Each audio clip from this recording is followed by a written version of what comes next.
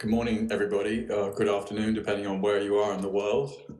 We've had 720 people check in for this, our sixth annual Future Security Forum, which is a joint event between New America and Arizona State, and also our co-partners this year, Joint Special Operations University and the Army War College Strategic Studies Institute.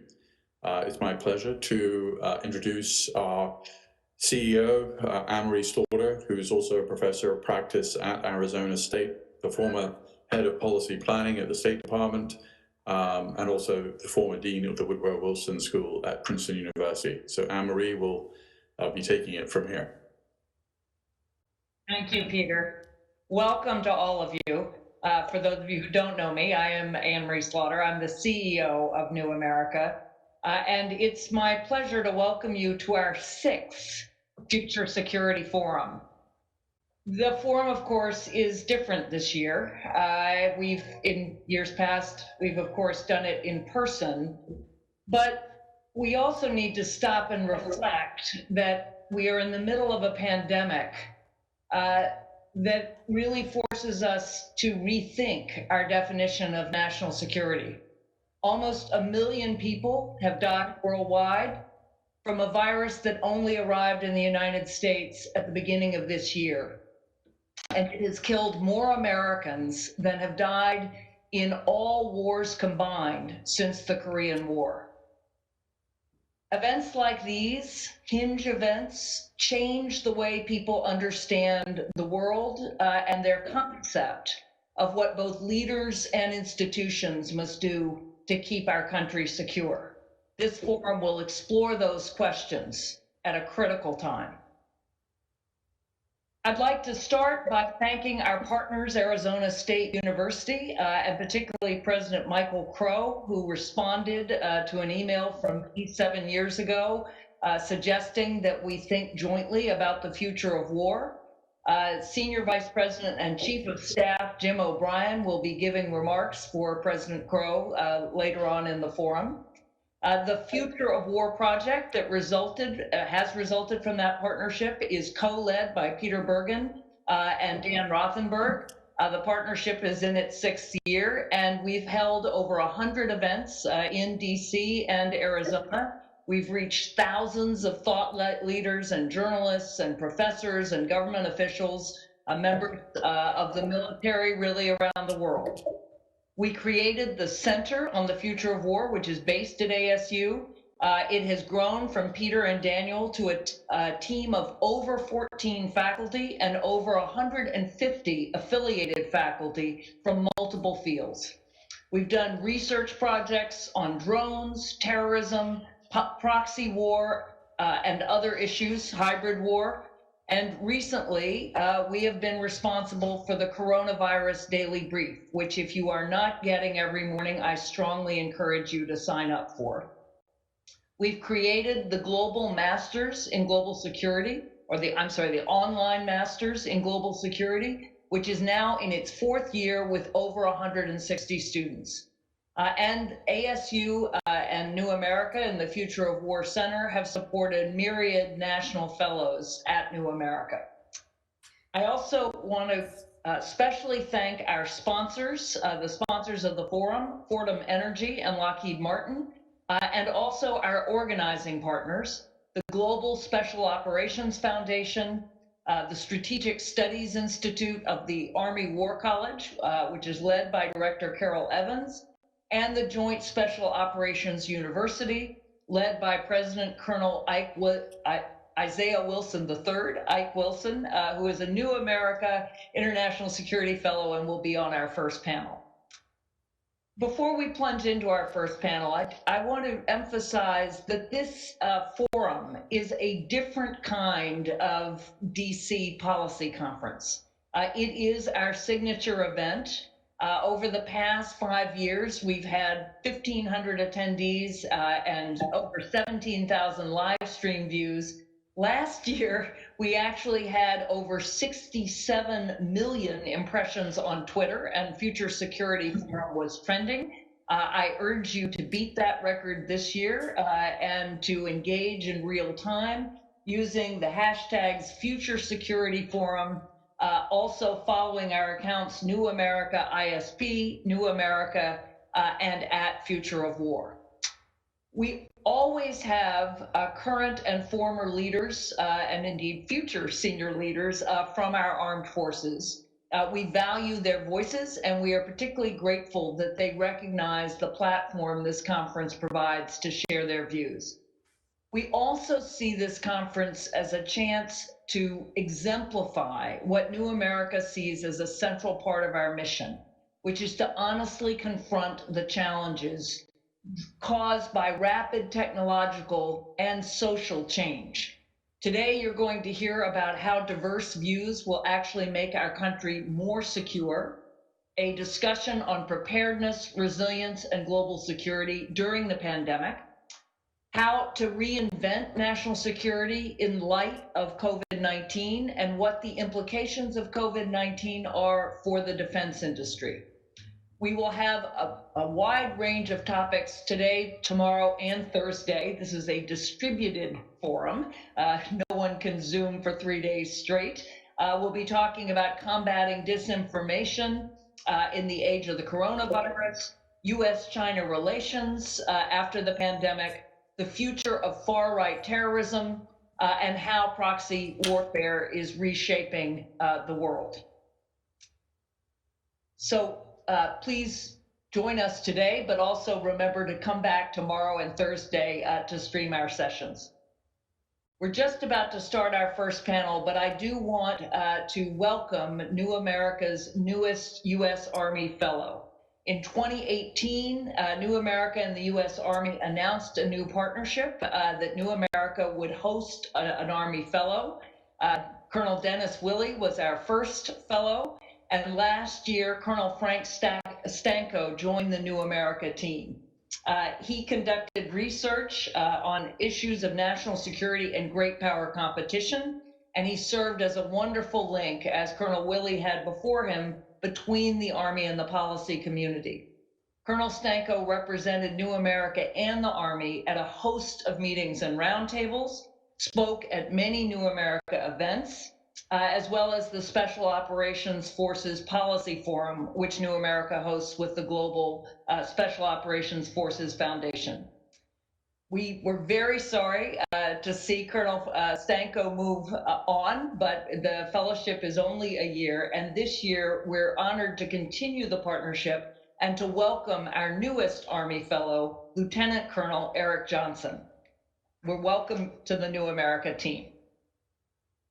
So let us now turn to our first panel, which is how can more diverse views make us more secure? I will be moderating the panel, and I'm delighted to introduce our three panelists. Ambassador Bonnie Jenkins, who is founder and president of the Women of Color Advancing Peace, Security, and Conflict Transformation, or I will call it WCAPS. Ambassador Jenkins served in the U.S. State Department from 2009 to 2017. I had the honor to work with her from 2009 to 2011. She was the coordinator for threat reduction programs in the Bureau of International Security and Nonproliferation. It would take me for the rest of the hour to go through all the things she led in that capacity. But welcome, Ambassador Jenkins. Our second panelist is Dr. Kimberly Leary, who holds many roles. She is currently the Senior Vice President at the Urban Institute. She's former advisor to the White House Council on Women. She's a fellow in the International Security Program with us. And in her home base. She is a professor at Harvard Medical School, and a faculty affiliate at the program of negotiation at Harvard University, Harvard Law School.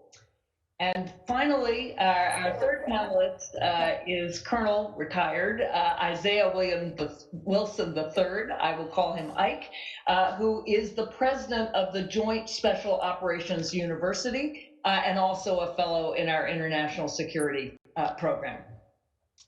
So our panel is about diversity in national security, a subject that is getting a great deal of attention. And in recent months, we have seen a growing number of organizations, not only Women of Color Advancing Peace and Security, WCAPS, but also the Diversity in National Security Network, and many subgroups representing different affiliations of there's out in national security, they're Middle East people of Americans of Middle East descent in national security, many different manifestations of diversity in national security. But the question for our panel is really how we become more secure, more diverse, but even more important, what does that diversity actually mean for our security?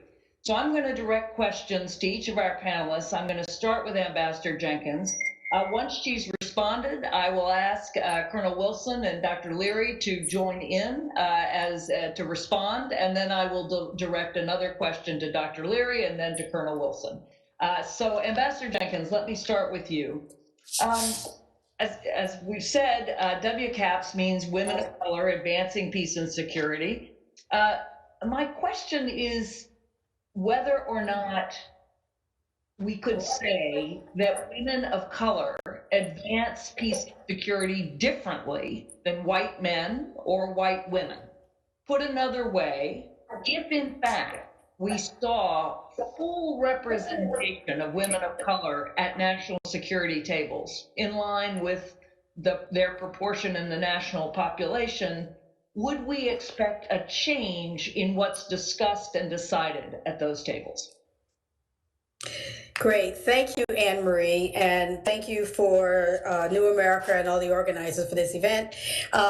It's always a great opportunity to have a chance to have these conversations and talk about the importance of diversity. Today is also the 3rd year anniversary of WCAPS, so it's really my honor to be able to do this today on this momentous event for time for my organization. So I think the way to look at this question is from a different angle. Of course, WCAPS was founded on the idea that we need to have more diverse voices in foreign policy, in national security, because the voices are now very much absent, particularly people of color. But I think the way to look at it is that when you have diverse people around the table, what you're going to have is a different perspectives that are going to be there. You're going to have people who have had different experiences in growing up in America and probably in other places as well when you have these different voices. You have people who are at the table who face different challenges when they and have a different subculture in America. So when you have those voices, what you're going to end up having is a discussion and therefore a result that's going to be much more representative, not only of all the people who are going to be impacted by decisions, but the discussions themselves will reflect different viewpoints, because the people in the room have different ideas and experiences when they come into those discussions. And so when you don't have that, you have a discussion and you have a result of discussions that really represent only one piece of the pie. And it's very difficult to understand how you can have results or how you can have decisions that are going to impact people and have them be really as impactful or as successful as they can be if you don't have different viewpoints. And you also don't have people who can say, that's one way of doing it, but let me give you another idea of doing this. And, because you come in there, everybody comes in with with their history, with their culture, with what they've learned, and their own experience in America. So if you don't have that, you're missing that. But if you do have that, your result will naturally be much more enriched. And what that also means, and this is something I also mentioned, I remember we talked about this at another time, is that, what I see in the discussions that I have with my organization, individuals there, is a perspective on the way the world should be, or the way the US should be in the world, which is much more representative than just one viewpoint. So you will have, if we're going to be working in another country, you're not going to have just let's say a much more militaristic view of approaching an issue. It's going to be much more, okay, let's think about other ways of doing it. And I think that from the experiences that I have had in many different settings, the different experiences make a big difference. The different challenges, the different things that people face growing up in America will naturally lead to different discussions and therefore different results. So thank you. And I'm going to ask Ike and Kim if you want to respond, if you add. I will just say that I think you make a very important point that in theory, if color made no difference, color, creed, national origin made no difference in the United States, if we truly had a race-blind society, then you would get people with the same life experiences regardless. But because color and creed and ethnic origin do matter in the United States, whether they should or not, people do have different life experiences. They come from different places. They've experienced discrimination or not, depending on their life.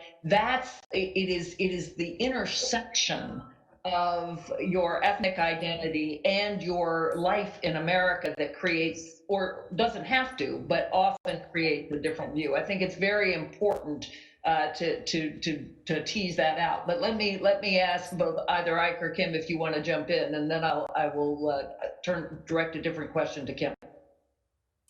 Sure. First of all, thank you to Anne Marie, to New America, and I'm thrilled to be in conversation with my colleagues and my classmate, Bonnie Jenkins. We went to college together some time back. I think the ambassador really captures something really critical. When you think about inclusive security, it's not just who is making the decisions, but also what types of problems will be given weight, because of what you mentioned, Anne Marie, that different life experiences in the world are going to highlight different kinds of challenges and hence different solutions. And I can't think of a moment in time where this is more the case than right now, as we are dealing with concurrent crises, from a public health crisis that's turned into an economic crisis, that's turned into a long overdue reckoning with race in America, and may well be a democracy crisis as well. Different perspectives give us an understanding, as the ambassador said, of different points of view, and hence may open up different possibilities for solving, or at least making progress on those challenges. Great, thank you. Ike. Hi, Anne-Marie. Again, thank you for the opportunity to be with you today, and my thanks to my colleagues here. I hesitate to call you colleagues. I'm in awe of just the brief introductions that Anne-Marie gave of both of you, but Ambassador Jenkins, Dr. Leary, happy to be with you today. I'd just like to add a couple of things to what both the ambassador and Professor Leary have already put on the table, which I agree with 100%.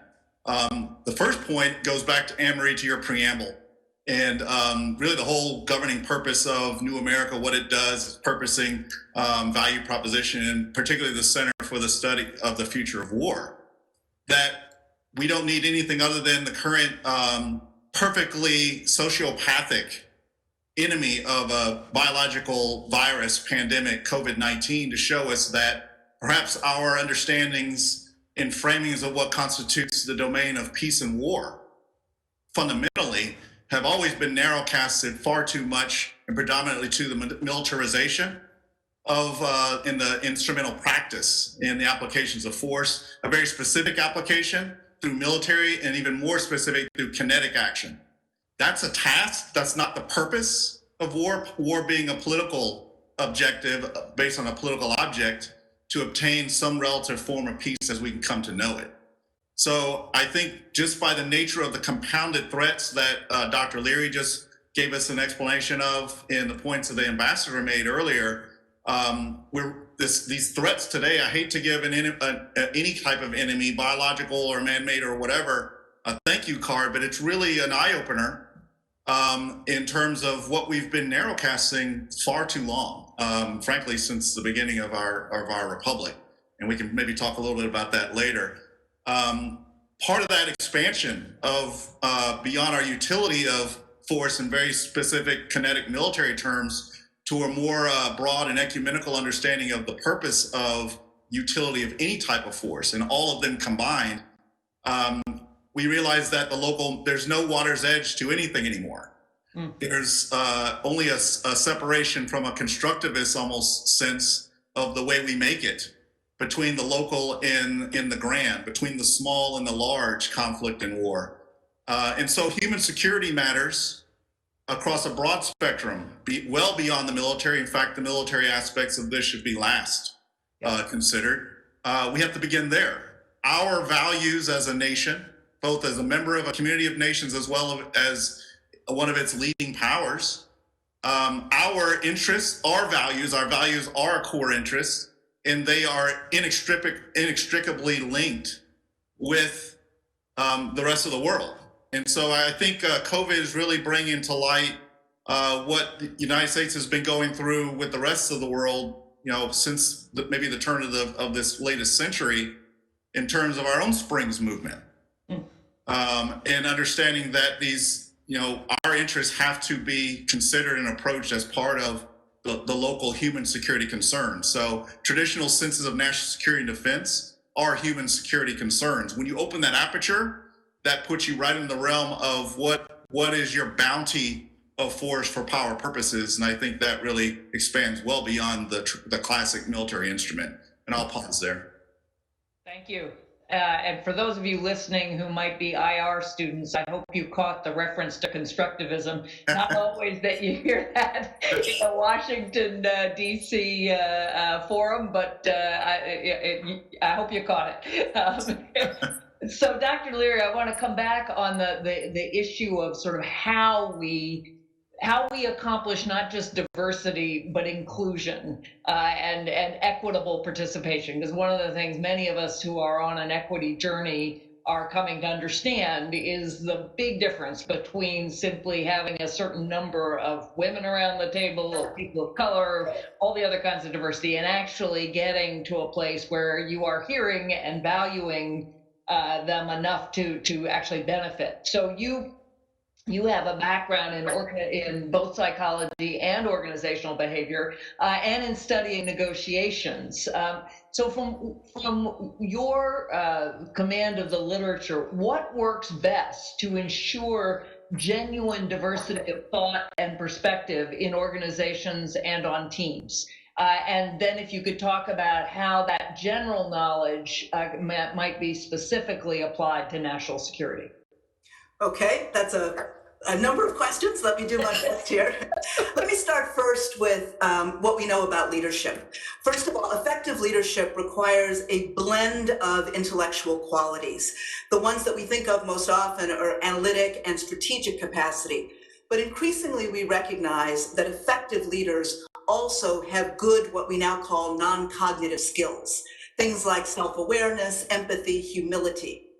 And what's interesting is that when studies have been done, say of people in existing leadership roles, and there's a significant study that was done in 2012 by Zenger and Folkman, they studied 7,300 leaders who were rated by their peers, by their supervisors, by their direct reports. And women leaders scored highest in 12 of those 16 skills.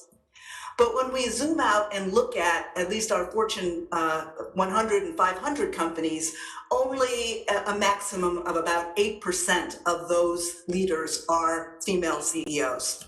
So a disconnect exists between what we say we want in leaders and what we actually value. And I think that's important to just keep in mind. But when we think about what works best, there are a number of studies for now a number of years that really give us some pretty clear pathways. The first is sponsoring leadership. That leadership is a set of activities, it's not just the title. And for people to be able to take on those titles, they need to be not only actively encouraged, but to be sponsored, to be in the room where things are happening or on the Zoom calls where things are discussed. We also know that there's a lot of bias, implicit attitudes that govern organizational life. These are not planful actions that people take. It's in the way your HR system is organized. It's in how you interview people for promotions and so forth. And so if we can, with an understanding that those challenges are there, we can actually architect equity. And finally, given what we know in all organizations, including the military, that harassment is a challenge. And so anti-harassment policies need to be clear. Let me just say a little bit about what architecting for equity looks like, because it can involve large-scale changes, but also changes that can be made anytime, including around a seminar table or any kind of organizational meeting. The big picture ones are, how do you bring people into your organization? And there's a good deal of evidence that suggests that anonymizing resumes will give you a more diverse pool of people. My colleague Iris Bonnet from the Kennedy School at Harvard has a lot of research that suggests that when candidates for jobs are considered in groups, you get more equitable outcomes as opposed to one at a time. Because when you consider candidates one at a time, you tend to default to indexing them against your idea of what a man or a woman should look like in that role. When we also talk about what we can do, we can aspire to paycheck equity and really encourage parental leave for both men and women. But this is where another dimension of what the ambassador said, I think, is really critical. It's not enough just to look at gender. We also have to look at the intersection of race and gender. And here is something that may surprise you, perhaps not, but when we look at the typical negotiation tactics that allow people to have higher salaries, when men engage in those tactics, it's what's expected. When women do so, they may be violating an expectation about gender. And when women of color engage in those same tactics, they are branded as a quote unquote angry Black woman and lose their capacity for persuasion in that encounter. So being aware of all of this is absolutely critical, and having targets and changes that you can index your organization against, also critical. And more specifically, around making sure that in any conversation that we do hear those diverse voices, the person who is moderating that meeting has to be sure to include them, not for it just to be a whoever can get their voice in the conversation first, but to make sure that you create time for divergent conversations. Let's see what we think that's distinct about this issue, as well as where we all agree. That's great. Thank you.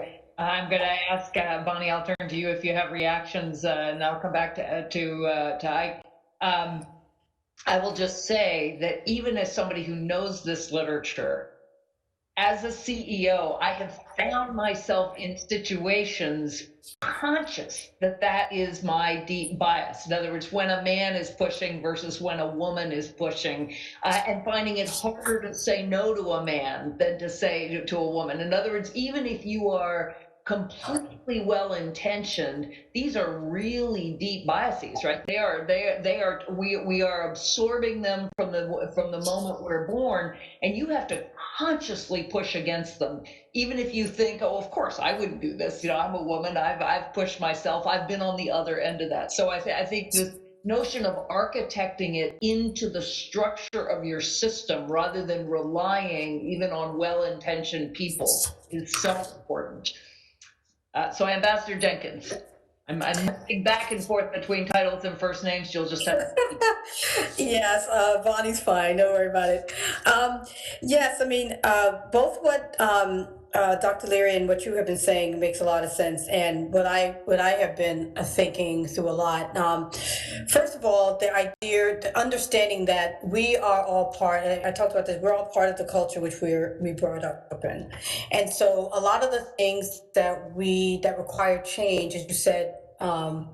Requires conscious thinking of first of all, and for me the big word is awareness. I mean, you have to actually be aware of the situation and aware of thinking about a situation. I mean, um, there was a good friend of both Kim's and I's from college who once told me a long time ago about racism and discrimination, and something that I carry with me everywhere, which is, don't carry someone else's burden.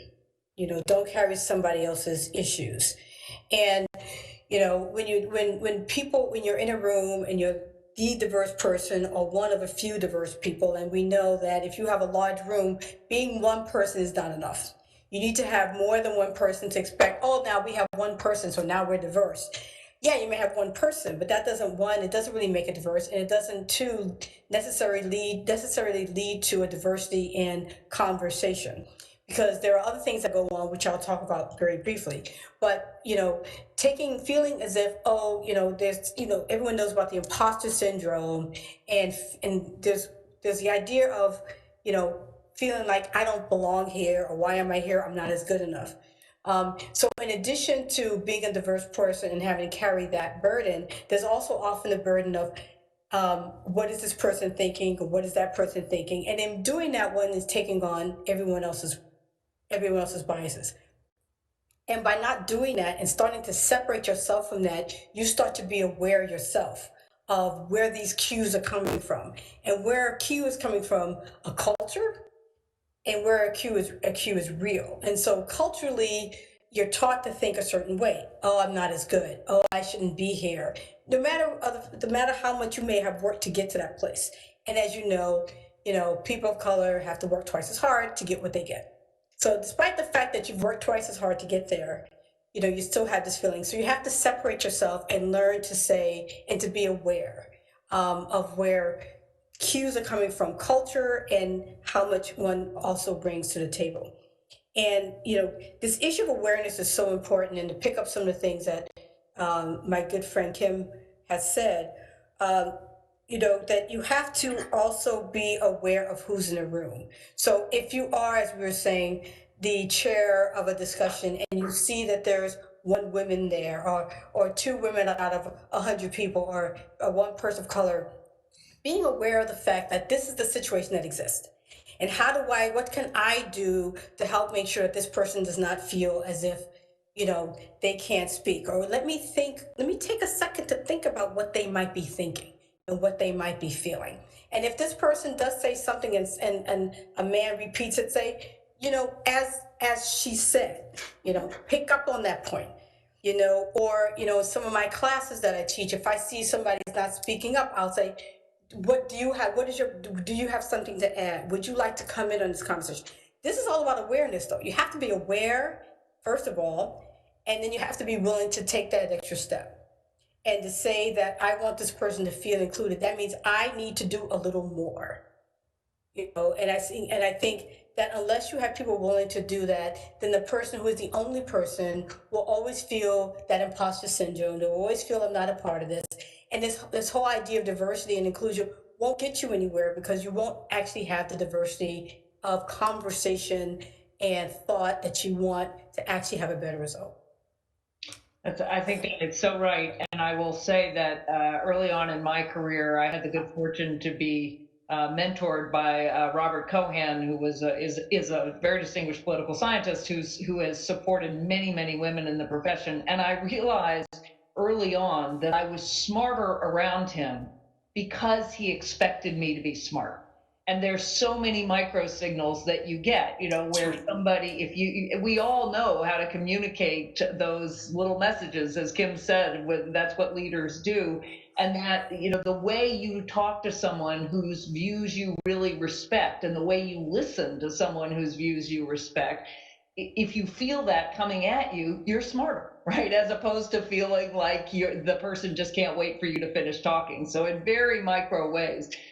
So I'll ask you to respond, but I'll ask you specifically, given your position as president of the College for Special Forces, to talk about how you hope to increase diversity there, or more broadly, you're obviously not in charge of all the special forces, but the special forces are a part of the military that are relatively less diverse, just like the upper echelons of the leadership, the 3- and 4-star generals. And of course, there are some standard narratives about where the Army is, in particular the military, for on issues of racial equity. But it's quite noticeable that in some of the most prestigious parts of the military, special forces being one, suddenly you're much less diverse. So if you would respond, but also then to talk about how you think about actually increasing diversity there. Boy, that's a big piece of the pie to bite off. I'm going to try my best here and correct my homework. If I don't get it completely right, we can come around the second round and I can pick it up again. But diving into it, a couple of points just to reinforce my colleagues here. We talked about intersectionality, and Anne-Marie, I think you raised the term, we're first ones to raise the term today. When I talk about compound security and everything that we talked about previously, intersectionality, issues of identity and intersectionality, the intersectionality of all things, but to point out a few: race, class, gender, sexuality, all those are governing dynamics of this new compound security dilemma that I think lies at the core of this change and ever-changing character of global geopolitical, geostrategic competition that really has to be taken on as a core issue, as a national core interest, a global security interest, not just something from the peripheral and from the quote-unquote domestic realm, because not getting that right will have direct impacts on, from a military standpoint, specifically military effectiveness, from a battlefield instrumentality effectiveness, from senses of cohesion, et cetera. I want to go back to tying into your question on what are we doing in terms of SOF as we grapple with SOF's changing identity amid all these things that we're talking about. A special category, intentional pun on the term of special operations. We're intended to be different in a special way, a unique, peculiar way from the other armed services. That's why we were given birth to organizationally back in 1987 in the wake of the Goldwater-Nichols reforms. So we're unfortunately in a negative way quite the same in terms of where the services are in this large say-do gap as you look at the demographics and what they represent or fail to represent in terms of the full intention of further acculturation and inclusivity of the republic that we are supposed to serve. All those are about say-do gaps. I want to go back to Dr. Leary's point on leadership. And so it starts at the top, it ends, and all of us are leaders. And whether we're talking about individually being an upstander, what can individually we be to be better upstanders and not bystanders, and making our environment, even to ourself, in close proximity to self, more inclusive in an intersectionality standpoint. You know, things that you can practically do to establish that climate. Ambassador Jenkins spelled out one particularly so. As we're in conversations like this, being not an opportunity listener, but an empathetic listener, so that you can actually pick up on a colleague's comments and do reinforcement and basically amplify not only their message, but where the message is coming from, the messenger, so that we can actually raise our voices and raise that agency and sociological representation in any form, from the smallest group to the nation to the community of nations. I think that's very important. It may sound like a small thing, but I think it can have immediate cascade positive effects. Dr. Leary mentioned architecting in for equity, and that's exactly what we're talking about here. One of the things we're doing DoD-wide in specifically to SOF under our current CG's leadership is trying to anonymize some of the things in terms of selection in accessions criteria into the force, and particularly into the SOF community and the SOF force. My words, I would put it this way: do everything we can to remove the equivalents of poll taxes that are not truly mission essential to accession and selection. One of the things the DoD is doing that I'm frankly very proud of right now is we are getting rid of the photo from the officer record briefs, as the Army calls them, and the equivalent across the different armed services, from promotion boards for consideration. Now, on the other side of that, I think that's a really positive trend in a positive direction. On the other side, I think unfortunately, our republic has not matured yet to the point, frankly, to where sociological look like me matters still matter.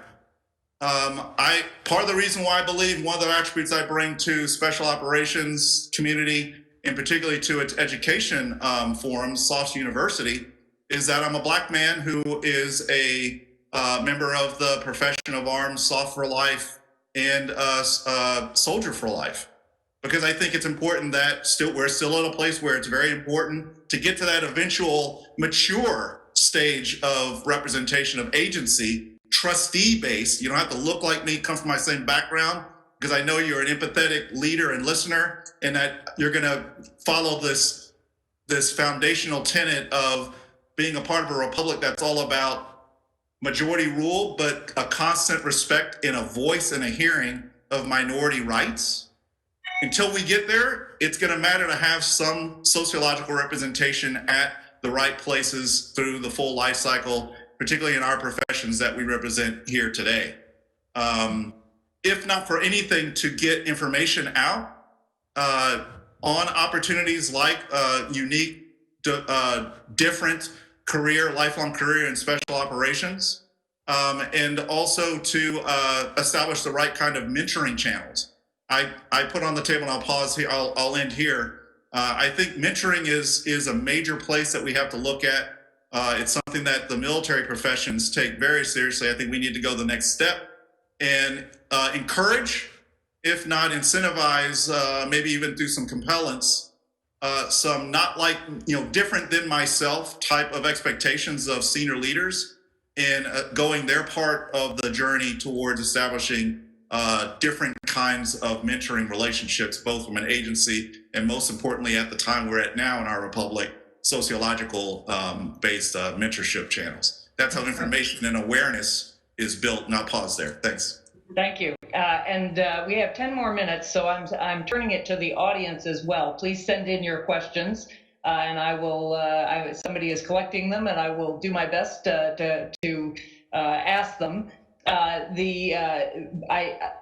really fascinated by the idea of anonymizing and taking pictures off of special forces applications, and I'm thinking to myself of the number of little girls I know who have completely androgynous names. I mean, there's just no way you can tell gender from the name, and thinking, so if you don't have a picture and you have a name like Jordan, that could be either, who knows what the special forces of the future will look like. And of course, as you say, making sure that the tests are actually necessary to the mission rather than being traditional. That's quite exciting. That's right. And Amory, I would just say it's not only special operations that's anonymizing those record briefs for promotion. It's across the entire DoD from the Secretariat. That's wonderful. So we have a question here to Ambassador Jenkins from Sam Dagger, who says, based on your experience overseas, how did your foreign interlocutors react in different regions of the world to diversity, more specifically dealing with a Black U.S. official, I'd say a Black woman, and particularly, Bonnie, because you were dealing with nuclear threat, which is not an area where that is particularly diverse. Great, thank you for that question. Yes, it was very often that I entered rooms that I could tell that there was a little bit of surprise at who I was walking in. I will say that most people, when I had meetings as an ambassador, they kind of read up beforehand, so they knew who I was and what I looked like. So when I walked in the room, it wasn't a complete surprise. But it certainly was different because talking about being the only person in the room, that was very often the case. Being at the rank of an ambassador, I think that it made it a little more difficult for people who may have had issues to express them. But it was certainly many times when I was, that I did get the sense that, wow, this is something a little different.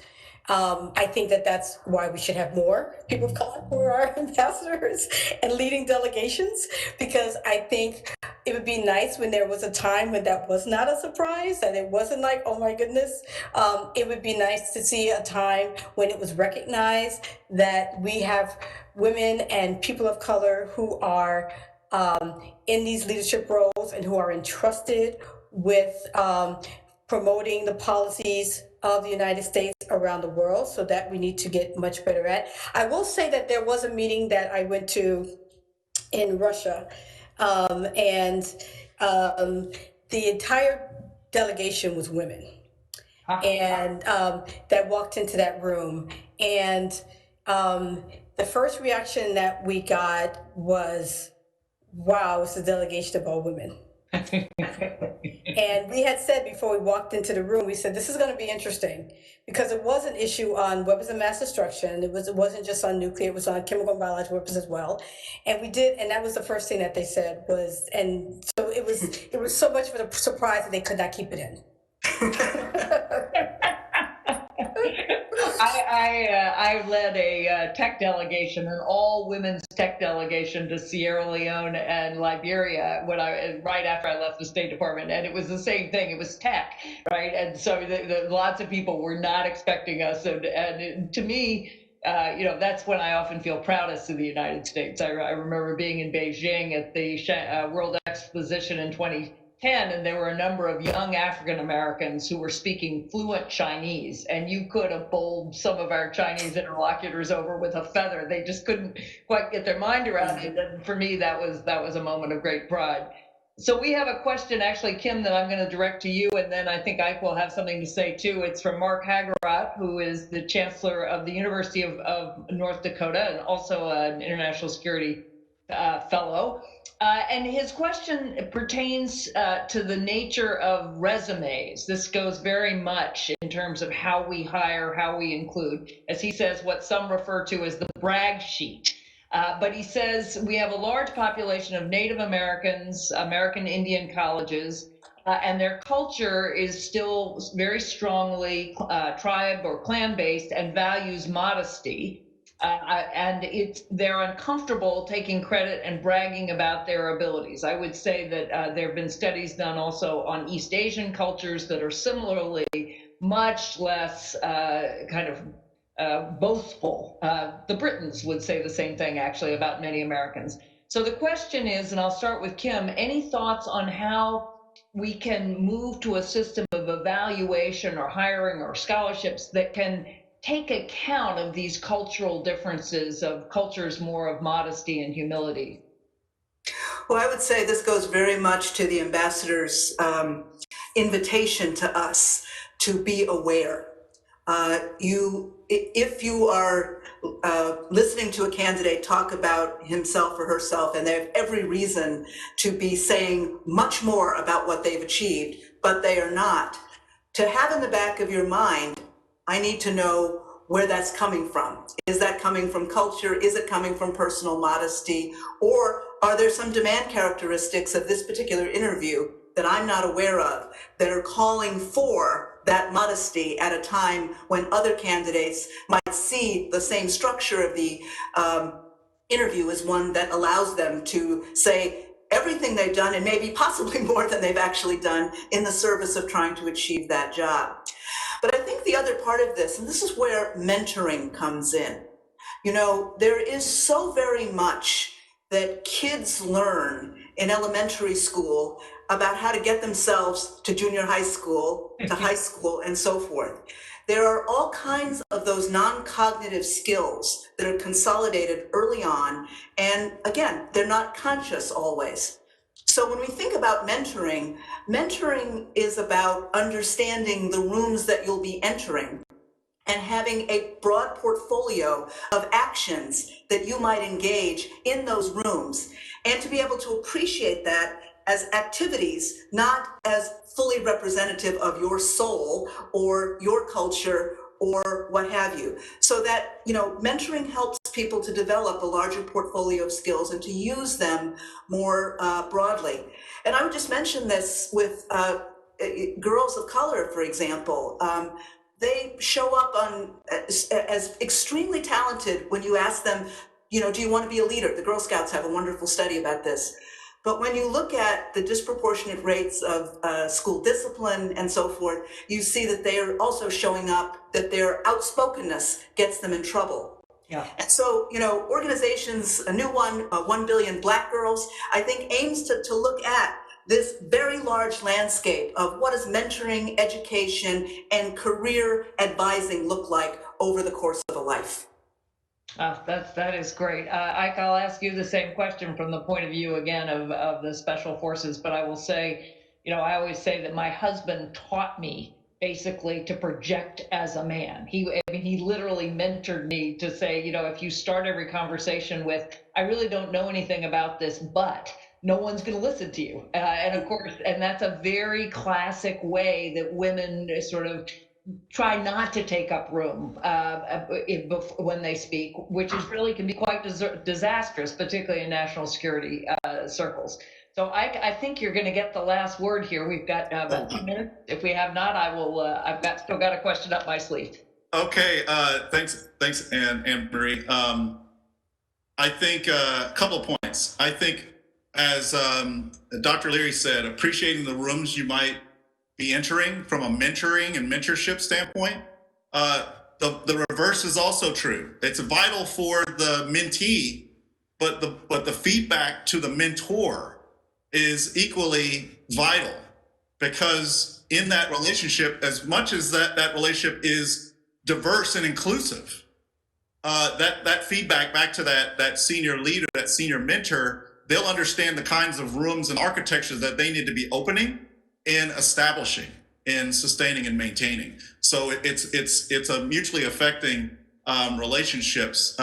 In terms of the resumes question specifically, I think making them as anonymous as possible, but getting to your point, your question, Anne Marie, of dealing with, you know, certain cultures, certain backgrounds that, you know, bring a greater relative modesty, and how it's very difficult to what we might call self-promote actively. Broadly speaking, the military, as we transition out of the military, we have that challenge in a broad sense because of the dominant profession of arms, relatively speaking, of quiet professionalism, and we just are not accustomed to even using the word I or me. So that's a compounded factor when you look at the military services, and I think it's even further compounded when you look at special operations, whose moniker since the colonial period has been the quiet professionals. The challenge there for leaders is it's intersectionality. So therefore, the conjunction by which you lead and set these architectures of equity it has to be the right conjunction. It's not an or conjunction. It's not a single discrete indicator approach. It has to be an and. And so the resume alone is not good enough. And so setting up resume review as part of a process ranging from small group interviews or indirect interviews of people who know, establishing your hiring and selection searches in ways that are focused on telling stories. Tell me a story in behavior-based questioning. These are the types of very practical techniques that have to be made. Anne-Marie, forgive me, but I rarely do this, but I'm going to recommend the book because, you know, tying this back to the national security and defense context. Our great friend, Dr. Jason Lyle at Dartmouth College has just written and released a great book on divided armies. in the book, he focuses specifically on the look at military effectiveness in military inequality, and how pre-choices of a state and society in terms of how they consider the in group and the out group has a direct empirical negative impact on use of force outcomes, whether it's military in a traditional sense or well beyond that, as we've been talking about today. So it's an imperative. Interests and values are intersectional. Diversity is not about political correctness. It's about effectiveness. You heard it here. That is the perfect note on which to end. Divided armies, that's a great recommendation. So Ambassador Jenkins and Dr. Leary and President Colonel Wilson, thank you for kicking us off with a great first panel and a conversation. And Peter, back to you.